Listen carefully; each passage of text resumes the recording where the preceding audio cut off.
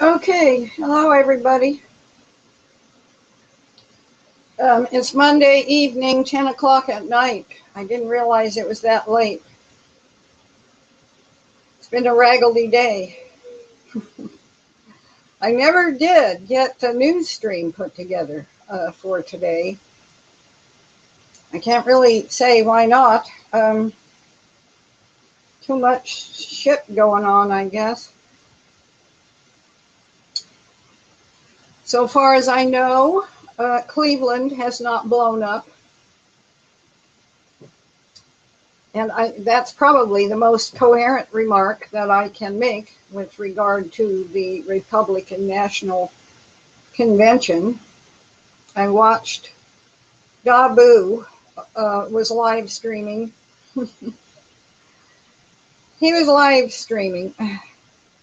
Oh my.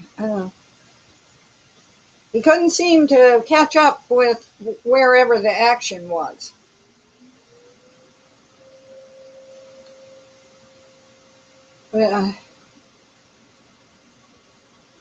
So what I could view from him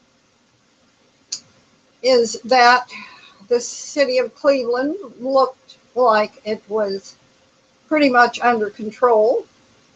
Dabu certainly was under control.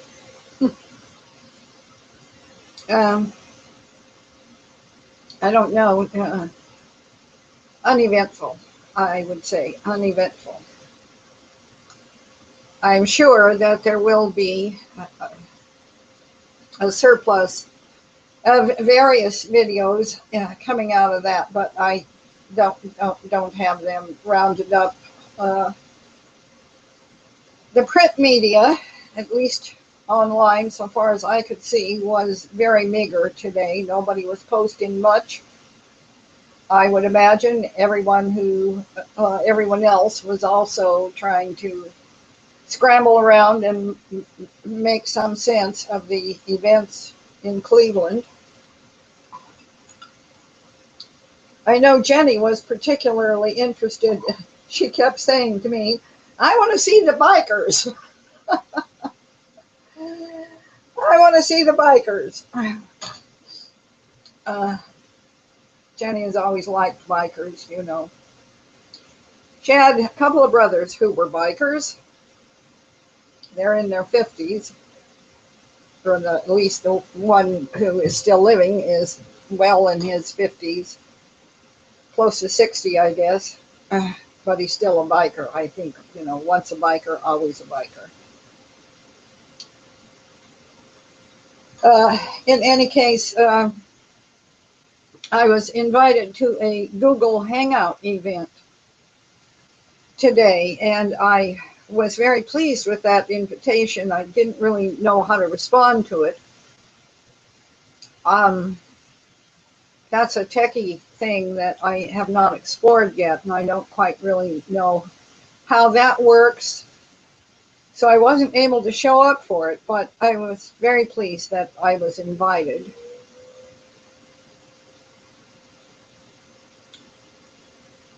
And so if the party who offered me that invitation does happen to hear this, just know I really appreciated it. And I will try to show up for the next one if I possibly can. I don't know. Frankly, I spent much of the day bowling. And you guys need to be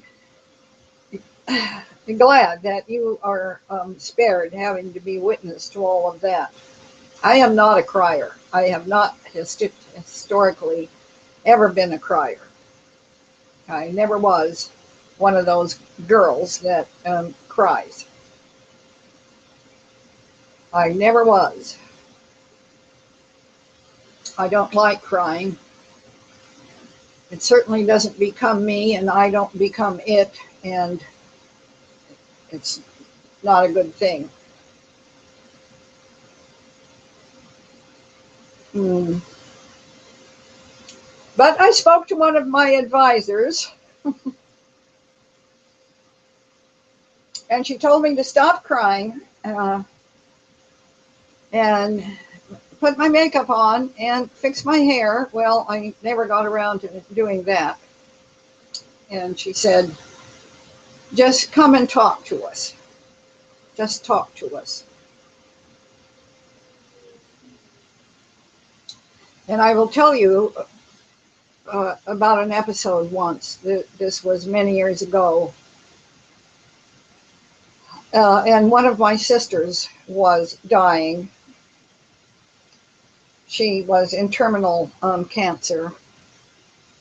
And it was the last occasion that I was ever physically present with her. And it fell my lot to be the one to make the decisions about her final hospitalization. And I did that knowing that my actions, my decision was going to displease my mother very, very much. I knew that it would estrange my mother from me, for who, you know, she could carry a grudge for who knew how long. My mother wasn't a very stable person in many ways. Anyway, it was my mother's wish that I provide my sister's in-time care in my sister's own home.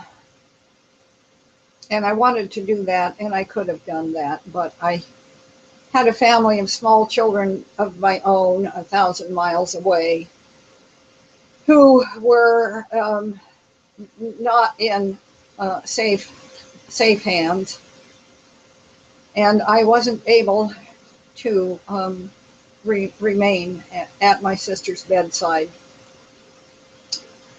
and until the end. I couldn't do it. And as it happened that my sister actually lived another 4 months or so after this particular occasion. But in any case, I was with my sister, and she was heavily medicated. I think she was completely out of it. She didn't really know where she was or who she was, or that I was even there or not. And I was with her in this nursing home while they were doing the rather lengthy admission process. I don't know what the holdup was. It was a day in June. It was in Washington State, where they don't have air conditioning. Don't need it that often, and places just are not, at least, you know, this was, 30 some years ago now. But I remember how it was very hot. And I was sitting by my sister, awaiting whatever was the next step in this admission process. She was in the bed. It was kind of a darkened room. There was one window, and I remember out the window I could see, you know, there was treetops, and there was a cross on a church steeple somewhere not too far away, and I could see that. But to pass the time and to take the edge off this situation for me, I had picked up a Reader's Digest. And I was reading it brainlessly at random.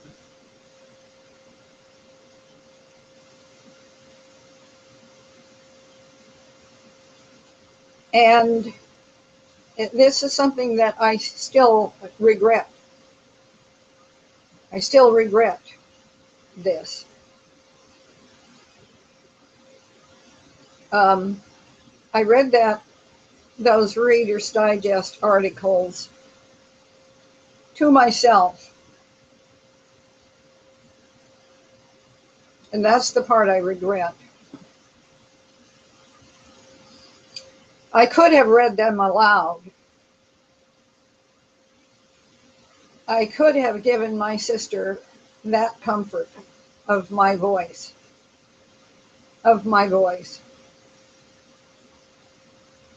And I withheld it. And it was not until later that I realized how very badly I actually felt when I realized that I could have given her my voice, and I withheld it.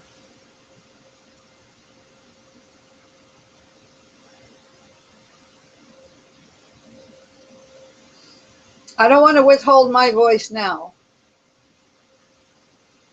I don't know who needs to hear me talk. I don't know if anybody does. But I don't want to withhold my voice. I don't want to withhold my love from anyone who needs to hear my voice.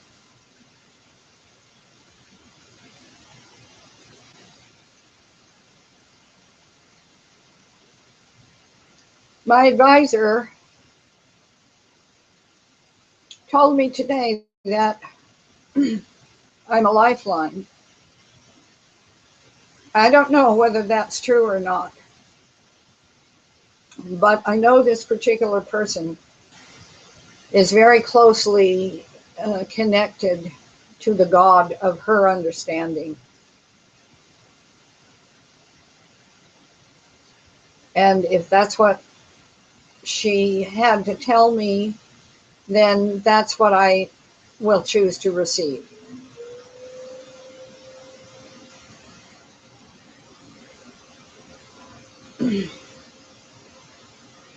We're sitting in the chair where I am sitting. I realize that not ever in the history of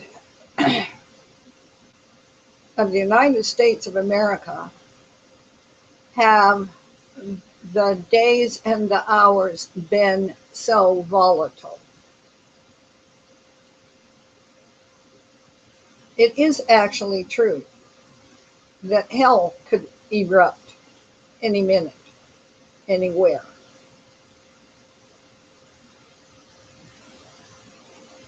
Now, I think over the weekend, the watchmen and others of the army of God, the people of God, succeeded in pushing back against the powers that be. And I think the day of rage had to be postponed, or at least delayed, diluted way down. I also never heard another word about whatever this march in Washington, D.C. Involving the Pope. I never heard another word of that.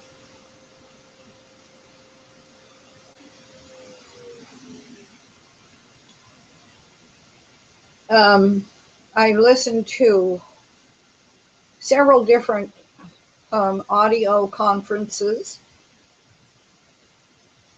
and I heard one thing that I do want to pass on, although I don't have any reference that I can give you. Y'all can just, if I can find some printed information somewhere, I will get that and put it up on my blog. But in the meantime, I will say that one of the things that I heard in the talk among the watchmen that I was listening to is that last week, well, there's two things. I meant to mention this one thing. There is still a furor going on in Twin Falls, Idaho. You know, Idaho is a rural, backwoodsy state, if there ever was one. And that was the location where there was a story came out about a 5-year-old little girl who was molested by boys belonging to an Islamic family.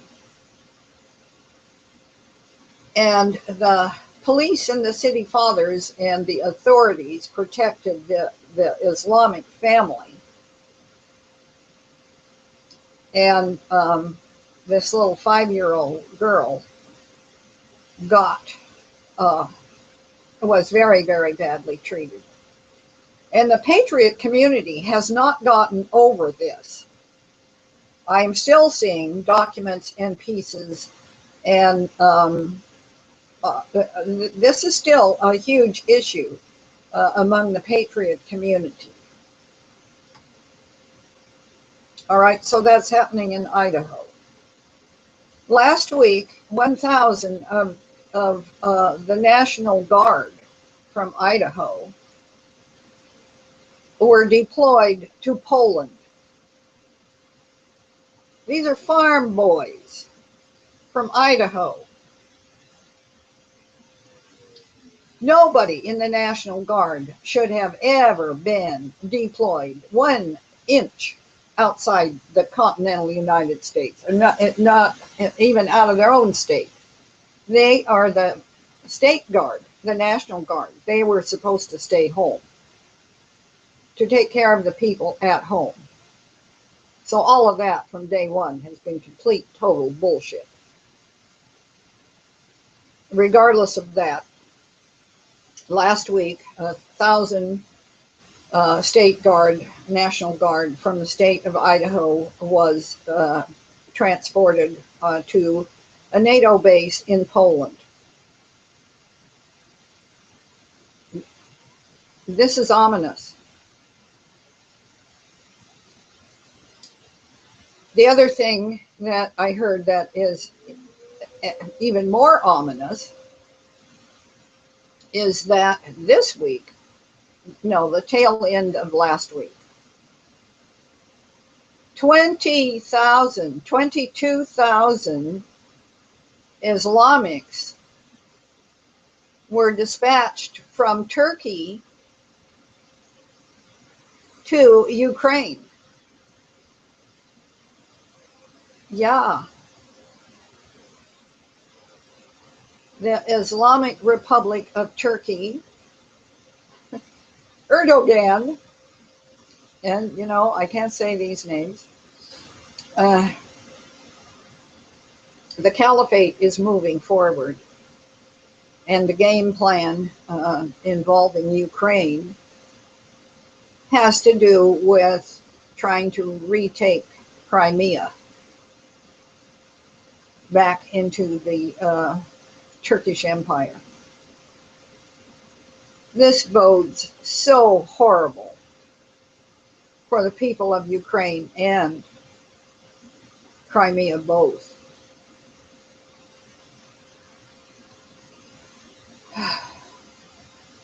I don't know. Putin and his advisors must have the patience of saints.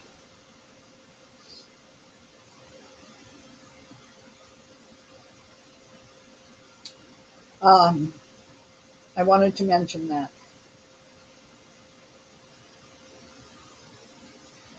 I actually can't think of anything else that is really relevant right now.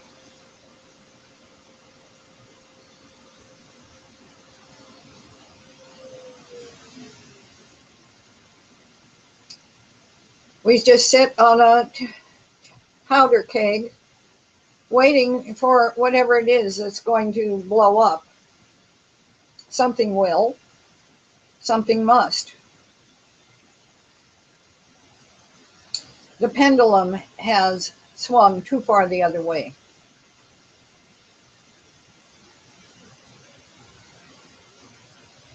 I've become a racist. Me, of all people, I have become a racist. I have become an Islamophobic. I've become homophobic. I, the most tolerant of all tolerant people. I too have had the patience of a saint. I have been the face of tolerance. That pendulum has swung so far. It hit me in the head, and it has hit a lot of other people in the head too. This political correctness is bullshit.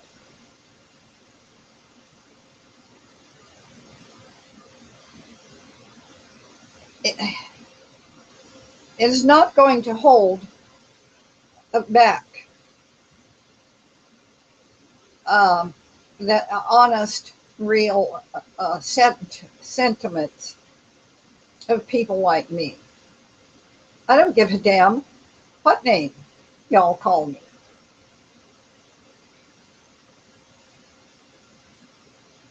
I know that the trash in the White House is bent on the destruction of the United States of America, as well as huge swaths of the rest of the planet.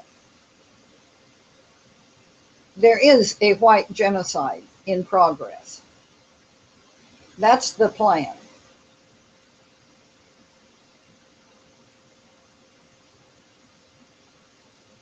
I'm not tolerating it.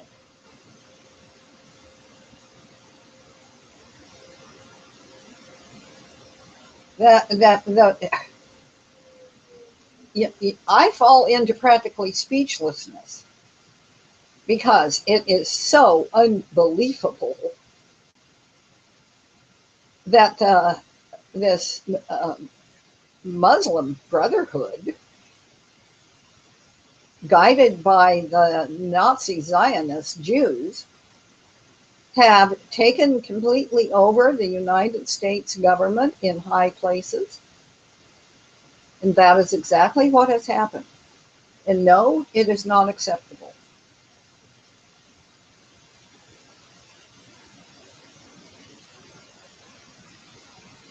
The sodomites are not acceptable.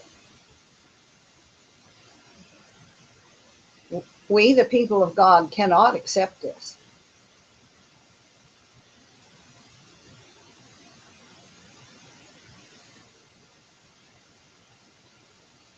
And all across the land, there are people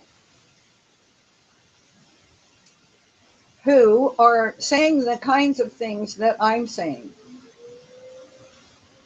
I mean, maybe they're just saying it across the dinner table to one another.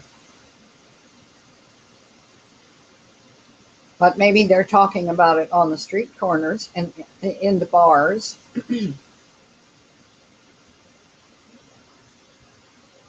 I don't want the rest of the world out there. And, there are people all over the world who read my blog, which I think is absolutely marvelous. I want people to know that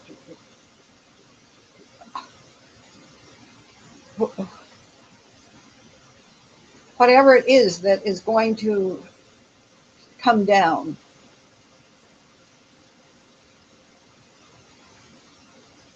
the American people are not going to run from it.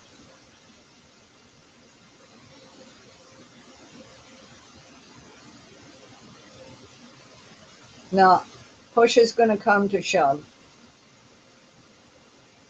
The Oath Keepers have gone online. They've stood up.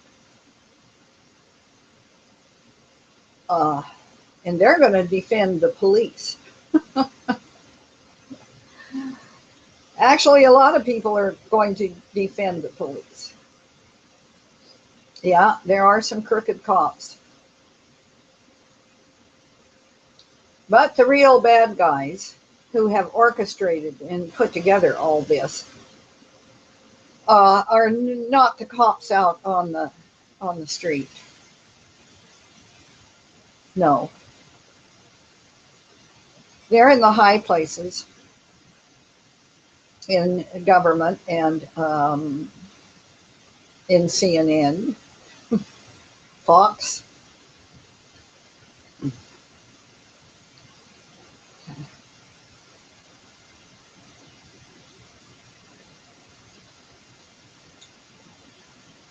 These are hard things to talk about.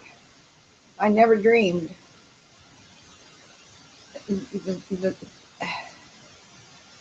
that issues like this would become part of my beat that I need to cover.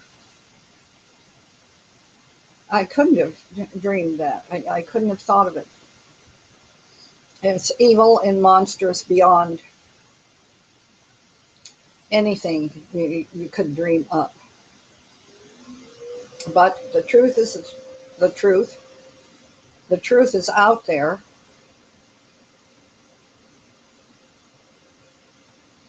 And we're called forward for a time such as this to be the witnesses, to be the voices.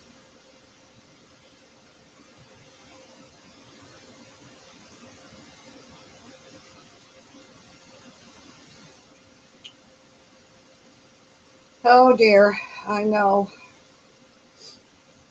It's hot in here right now. Imagine me fussing about it being hot. Well, it is. It's 10:30 at night, and the air conditioner is on, but I don't know. I mainly, I just want to say, remember, you are loved. You have always been loved.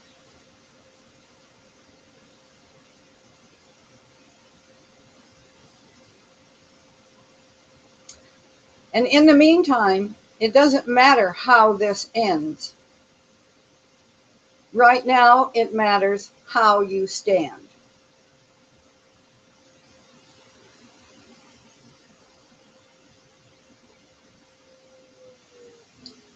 All right.